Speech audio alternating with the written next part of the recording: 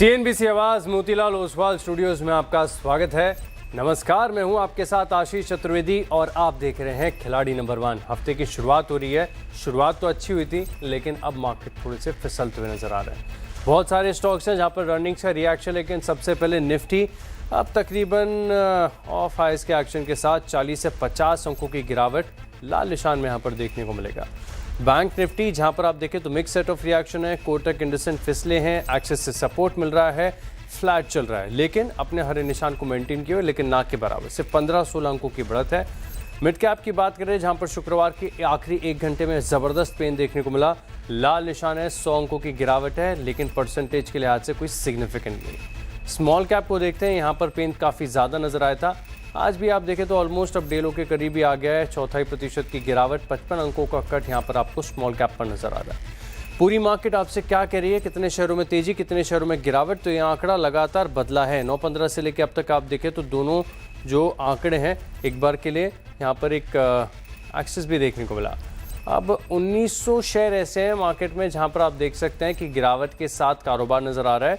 968 ऐसे हैं जहाँ पर खरीदारी है। फिलहाल के लिए बाजार में गिरने वाले जो शेयर हैं इनकी संख्या वाइड होती है। चार्ट आपको बेहतरीन तरीके से आपकी स्क्रीन पर नजर आएगा। समझते हैं कि निफ्टी और बैंक निफ्टी कहाँ से आ रहे, कंट्रीब्यूशन कौन से कर रहे हैं, स्टॉक्स ड्रैग। तो निफ्टी की बात करें तो यहाँ पर जैसे कि मैंने आपको बताया था, एक्सिस बैंक अर्निंग्स अच्छी तो तेजी आ रही है। जेएसडब्ल्यू स्टील ऊपर है, अदानी पोर्ट्स एक रिबाउंड का दिन है क्लैरिफिकेशन के बाद, और अल्ट्राटेक सीमेंट ये भी ठीक ठाक 9 अंकों का कंट्रीब्यूशन दे रहा है। कुल मिलाकर बढ़ने वाले शेयर 111 अंकों का कंट्रीब्यूशन दे रहे हैं। ड्रैग कर रहा है एमएनएम, रिलायंस लगातार नीचे कमज़ोर नजर आएगा। और बैंकिंग स्टॉक्स में जैसे कि मैंने आपको बताया कि कोटक है, इंडसइंड है, इनकी अर्निंग्स थोड़ी कमज़ोर आई। एचडीएफसी बैंक लगातार नीचे है। आईसीआईसीआई बैंक भी नतीजों के बाद लगातार फिसला ही है, लेकिन federal, state bank of India, bank of Baroda और साथ में टॉप कंट्रीब्यूटर बना है एक्सिस बैंक, जो कि अकेले 350 अंकों का कंट्रीब्यूशन दे रहा है। तो बड़ा इंटरेस्टिंग सेशन है फिलहाल के लिए, और एक्सपायरी के लिहाज से भी स्टॉक्स में आपको ज़बरदस्त एक्शन नजर आएगा। लेकिन एक्शन रहता है इस शो में जहां पर 3 मार्केट एक्सपर्ट्स हमारे साथ जुड़ते हैं, अपने पोर्टफोलियो में कन्विक्शन वाले आइडियाज़ शामिल करते हैं, और फिर एंड ऑफ द डे हम देखते हैं कि किसके पोर्टफोलियो में ज़्यादा चमक देखने को मिली। इसी खेल का नाम है खिलाड़ी नंबर 1। तो करिए शो में स्वागत। सबसे पहले एलकेपी सिक्योरिटीज़ के रूपक डे, कोटक सिक्योरिटीज़ के अमोल आठवले और सैमको सिक्योरिटीज़ के धूपेश धमेजा हैं हमारे साथ। आप तीनों को नमस्कार, शो में स्वागत है। और क्विकली सबसे पहले समझेंगे, क्योंकि अब देखिए बजट भी आने वाला है, एक्सपायरी भी है, अर्निंग्स का भी बड़ा तेज रिएक्शन है, मार्केट में ट्रेड करना डिफिकल्ट हो चुका है। दोनों तरफ के मूव्स आपको देखने को मिलते हैं और इराटिक एक्शन है। इंडिया विक्स जबरदस्त उछाल यहाँ पर आपको देखने को मिला है अब तक के लिए, तो वॉलेटिलिटी के लिहाज से भी ट्रेड करना डिफिकल्ट होता जा रहा है। ऐसे में क्या स्ट्रैटेजी है? सबसे पहले रूपक जी बताइए, इस हफ्ते में फोकस कहाँ पर रहेगा? इस हफ्ता फोकस रहेगा इंडिया विक्स पे, जैसे आपने मेंशन किया, क्योंकि इंडिया विक्स लास्ट जितनी बार ना स्पाइक दिया था, parabolic kind of blow up देके नीचे आ गया। बट इस बार क्या है, कंटिन्यूअसली 200 डेज मूविंग एवरेज को सस्टेन कर रहा है इंडिया विक्स। तो फियर तो डेफिनेटली एलिवेटेड है, मुझे लगता है कि वो मार्केट में दिख भी रहा है। और सारे लोग जो पैसा इक्विटी से थोड़ा साइडलाइन कर रहे हैं, तो सेंटीमेंट मुझे वीक लग रहा है। लेवल वाइज बात करें तो 24,900 का इमीडिएट सपोर्ट है, इसके नीचे तो सिग्निफिकेंट करेक्शन आ सकता है। हायर एंड पे 25,500 बहुत दूर है, जो 25,500 का एक बहुत बड़ा रेजिस्टेंस है, जिसके ऊपर कंप्लीटली रिवर्सल आएगा मार्केट में। बट जब तक उसके ऊपर नहीं गया तो तब तक मार्केट में सेल एंड राइज स्ट्रेटेजी अपनाना चाहिए। बैंक निफ्टी की बात करें तो 58,400 का इमीडिएट सपोर्ट है, 58,400 नीचे सस्टेन करता है तो सिग्निफिकेंट करेक्शन आ सकता है बैंक निफ्टी में भी। ऑलराइट, तो बैंक निफ्टी में भी करेक्शन गहरा आ सकता है, इस चीज़ को आप ध्यान में रखिएगा। अमोल सर नमस्कार। मार्केट तो देखें तो तेजी आती है, लेकिन तेजी टिक नहीं पाती, ये अब तक पिछले कुछ हफ्तों का ट्रेंड है। हालांकि स्टॉक्स अपनी चाल चल रहे हैं, यानी मिसाल के तौर पर आप देखें तो आज भी कुछ ऐसे स्टॉक्स हैं, ये जो mother of all trade deals Bharat और यूरोपियन यूनियन के बीच हुई है, इसके बाद आप टेक्सटाइल स्पेस के स्टॉक्स देखिए। वेल्समन लिविंग ये चल रहा है 5% ऊपर है, केपीआर मिल है, गोकुलदास एक्सपोर्ट्स है, ऑटो एंसिलरी के बहुत सारे स्टॉक्स हैं जहां पर जबरदस्त मूव आपको नजर आएगा। ट्रेड के लिहाज से फोकस सबसे पहले आप बताइए, लॉन्ग्स की तरफ है, शॉर्ट की तरफ है, क्या स्ट्रैटेजी रहेगी इस हफ्ते? जी नमस्ते and good morning. I think market पहले निफ्टी से अगर हम चालू कर देते तो एक बड़ा करेक्शन के बाद एक इम्पॉर्टेंट लेवल पे है, मेक और ब्रेक लेवल भी बोल सकते हैं। सेटअप अभी भी वीक है, but at the same time oversold भी है। तो रेंज के ऊपर जब तक ये रेंज ब्रेकआउट नहीं आता आई थिंक ये नॉन डायरेक्शनल एक्टिविटी कंटिन्यू रहेगी। रेंज ब्रेकआउट का लेवल रहेगा 25,200 का ऑन द हायर साइड पे, वही के उसी के आसपास आज का टॉप बना था। और 24,900 ये शॉर्ट टर्म के लिए भी और आज के दिन के लिए भी एक इम्पोर्टेंट सपोर्ट्स रहेगा। जैसे कि आपने कहा कुछ कुछ पॉकेट्स में जरूर मोमेंटम है, वो 1 या 2 दिन का मोमेंटम है, बट उसके बाद अगर उसको चेस करने जाते हैं तो थोड़ा सा ट्रेंड फॉरेन ट्रेडर्स के लिए दिक्कत आ रहा है। मुझे लगता है थोड़ा वेट एंड वॉच का अप्रोच रहेगा, बट जो स्टॉक्स अच्छे लेवल पे है, जिन्होंने करेक्शन पूरा किया हुआ है, उसके ऊपर जरूर ध्यान रहेगा। यहाँ पर रहेगा खास फोकस। धूपेश जी, गुड मॉर्निंग। स्ट्रैटेजी और सेटअप क्या कहता है इस हफ्ते के लिए? करंटली अगर हम बताएं, जैसे अमोल सर ने राइटली सेड कि हम लोग ओवरसोल्ड काइंड ऑफ टेरिटरी में भी जाते हुए दिख रहे हैं। अगर हम लोग डेरिवेटिव पॉइंट ऑफ व्यू के भी हिसाब से भी देखें, जो लॉन्ग शॉर्ट रेशो है वो करीबन करीबन ओवरसोल्ड जोन पे भी जाते हुए दिखा है।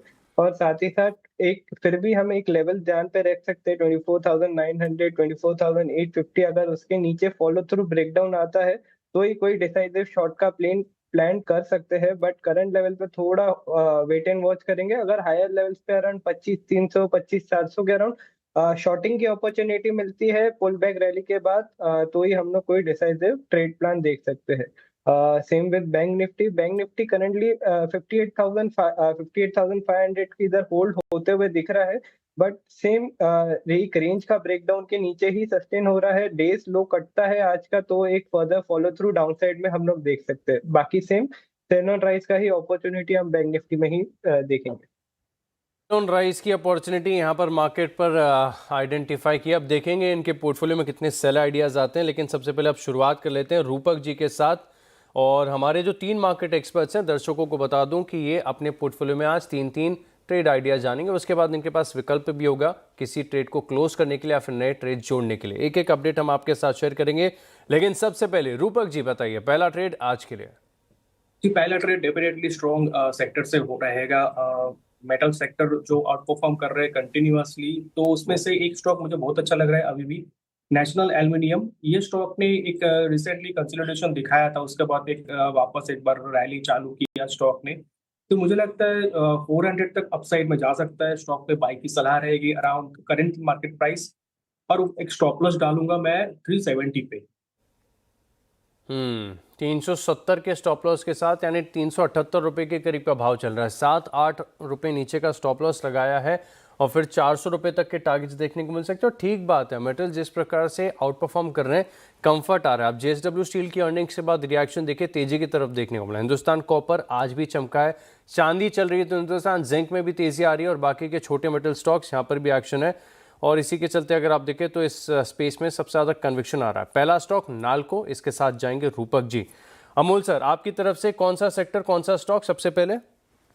एमएफएसएल के साथ जाना चाहूंगा। पोजिशनली देख रहा हूँ 1587 के आसपास है। पोजिशनल टारगेट निकल के आ रहे 1670 के। स्टॉप लॉस रहेगा उसका 1550 का। एक करेक्शन खत्म करता हुआ स्टॉक देखने को मिल रहा है।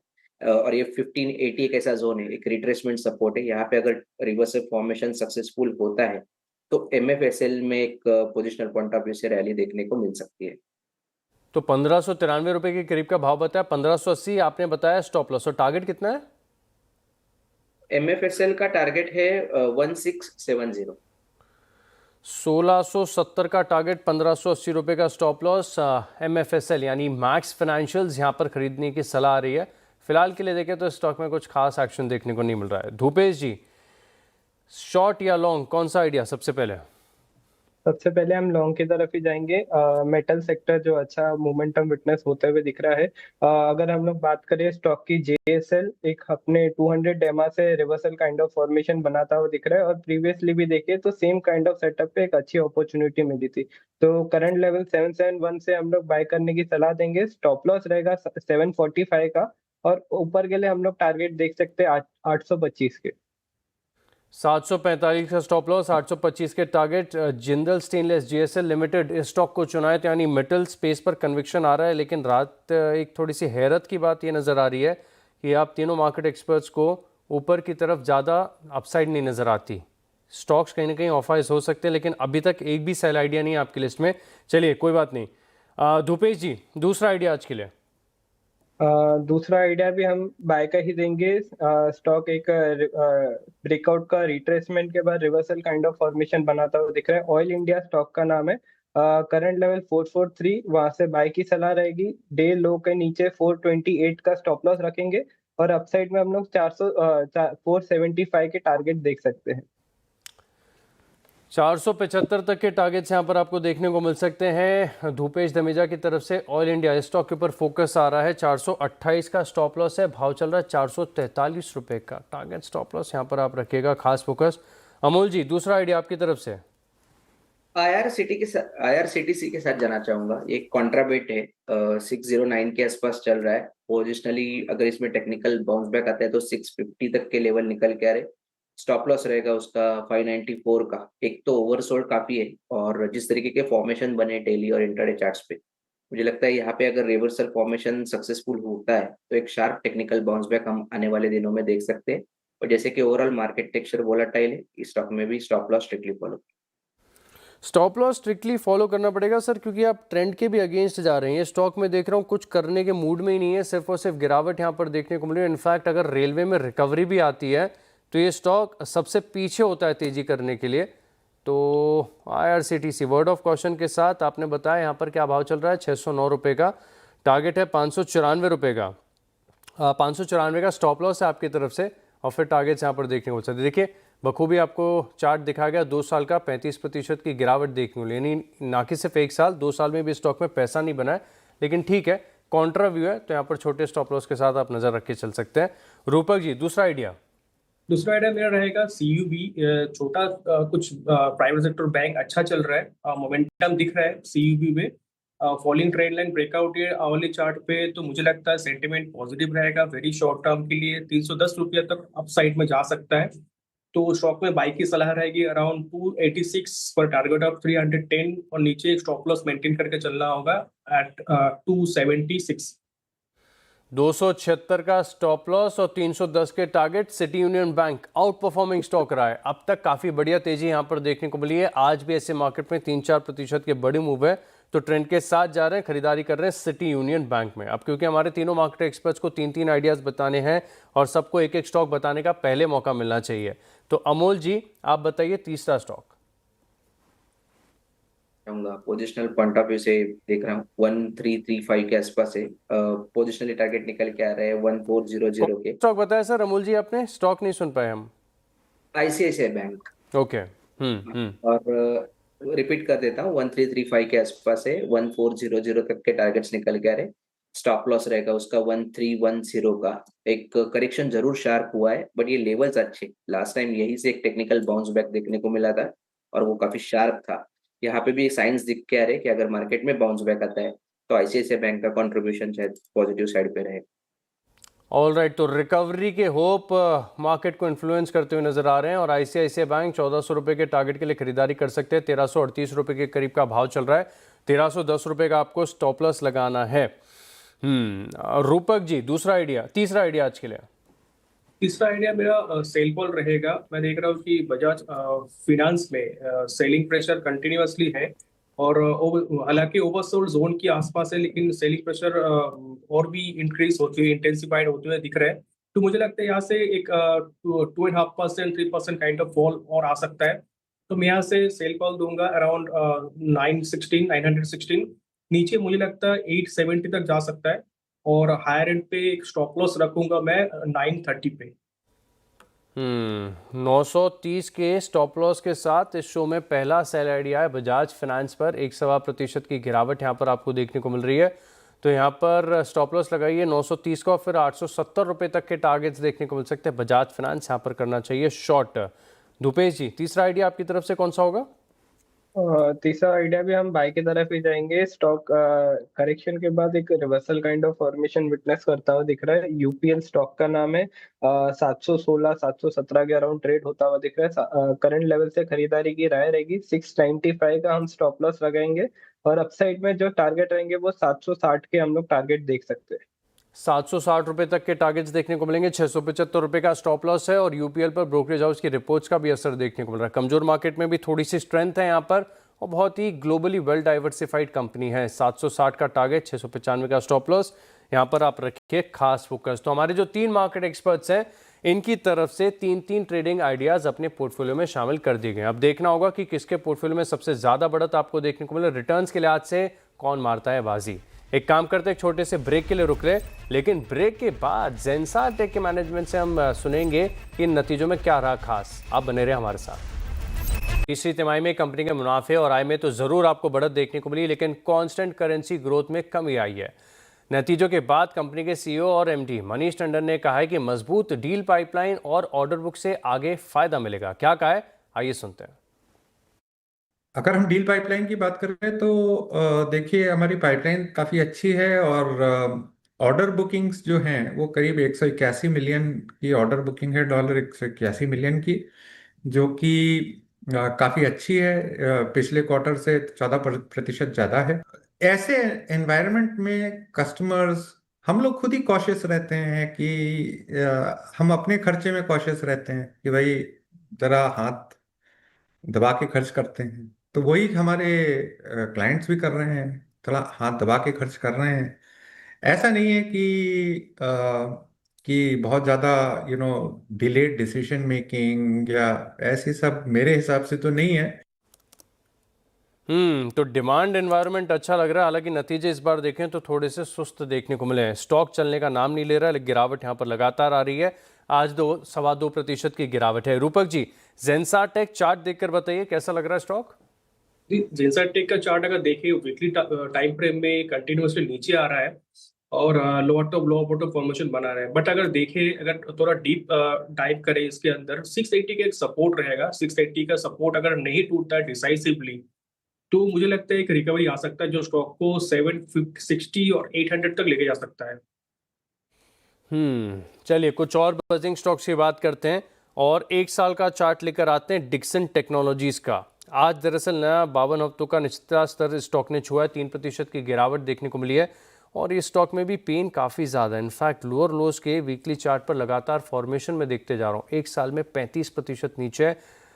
ये स्टॉक बहुत लोगों के पोर्टफोलियो में, क्योंकि ईएमएस एज अ थीम बहुत बढ़िया थी, बहुत अच्छे रिटर्न्स इस स्टॉक में बन रहे थे, लेकिन अब यहाँ पर बड़ा डीप करेक्शन देखने को मिल रहा है।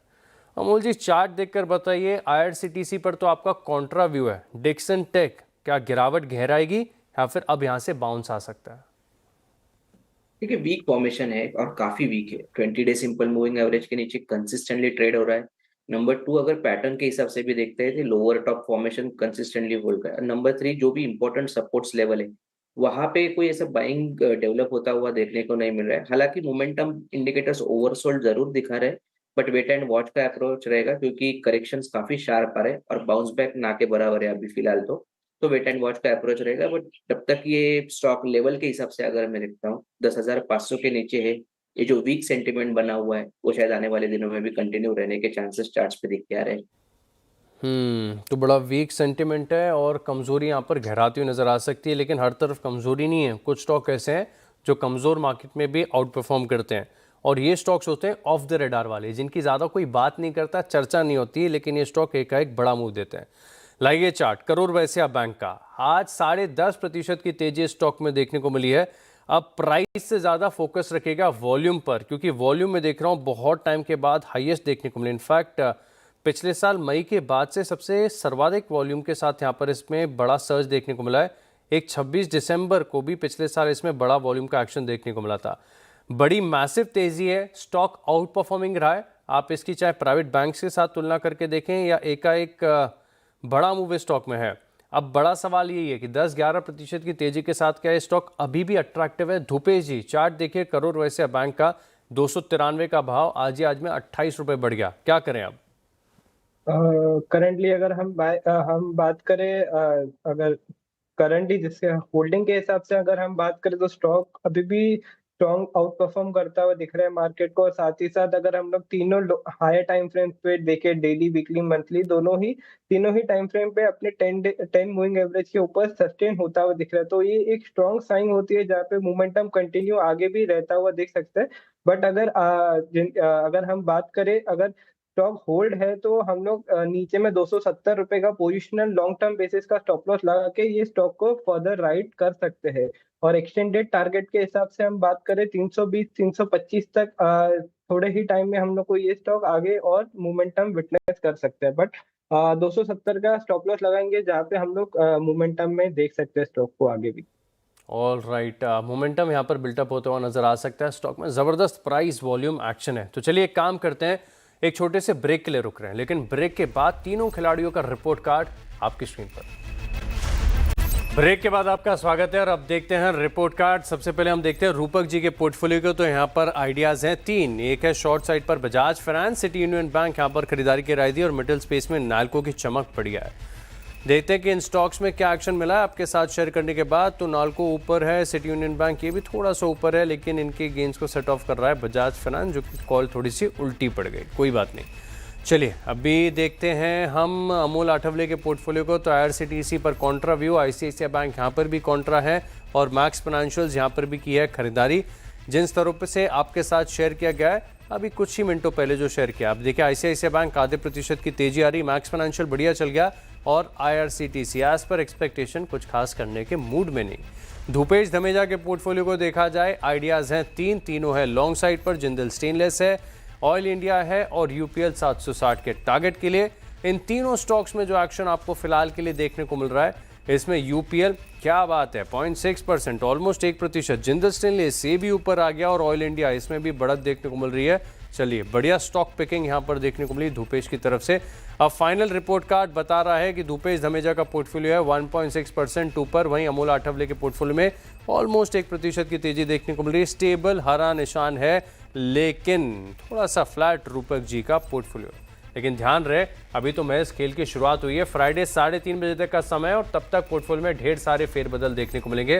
बहरहाल आप तीनों मार्केट एक्सपर्ट्स का बहुत बहुत धन्यवाद हमारे साथ जुड़ने के लिए और ये आइडियाज़ हमारे साथ शेयर करने के लिए। इसी के साथ खिलाड़ी नंबर 1 में इतना ही, लेकिन आप बने रहेंगे CNBC आवाज़ के साथ। नमस्कार।